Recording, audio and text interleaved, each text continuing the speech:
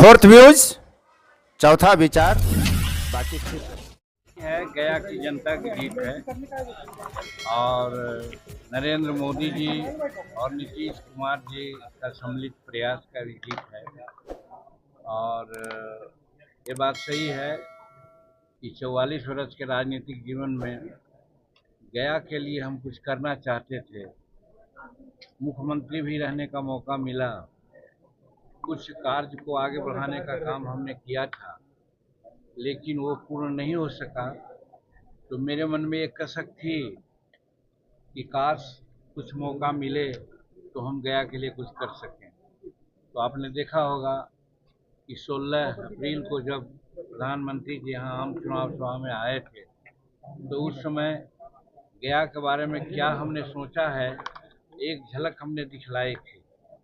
उसी झलक को आगे बढ़ाने का काम करेंगे। साथ साथ गया का गांधी मैदान है, बोध गया में प्राधिकार बनाना हो, या बिहार के खास करके दक्षिणी बिहार में जो हमारे लोग पलायन करते हैं, गरीब के लोग, इसलिए कि यहाँ चाहे जंगल आधारित व्यापार हो, उद्योग हो, या कृषि आधारित उद्योग हो, इसकी कमी है।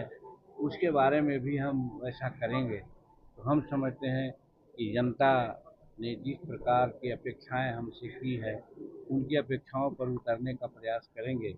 और इसमें निश्चित रूप में नरेंद्र भाई मोदी जी का आशीर्वाद की आवश्यकता है। और दूसरी बात स्पष्ट कर देना चाहते हैं, जितना बहुमत हम लोग सोचा था एनडीए को आएगा, अभी तो ऐसा नहीं लगता है। हो सकता है हम लोग 305, 308, 310 तक आ जाएं।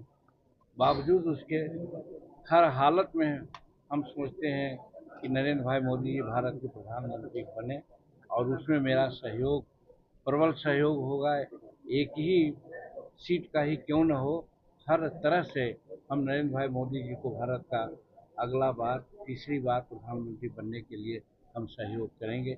और बिहार की जनता के प्रति आभार व्यक्त करते हैं कि और सारी बातें जो बिहार के संबंध में है, पार्लियामेंट में उन सब बातों की चर्चा करके बिहार की गरीबी को, बिहार की बेरोजगारी को हम दूर करने का प्रयास करेंगे। आवासियों को क्या मैसेज देना चाहते हैं? तो पहले ही कह दिया, आप लोग तो दोबारा तो पूछ लेते हैं। एमएलसी बोले हैं कि नीतीश कुमार सीएम में वो उनकी अपनी बातें हो सकती है।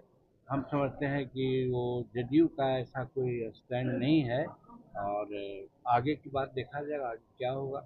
लेकिन जहाँ तक हमारी पार्टी का सवाल है, हम लोग का सवाल है, हम लोग चट्टान की तरफ से नरेंद्र भाई मोदी जी के पीछे खड़ा रहेंगे।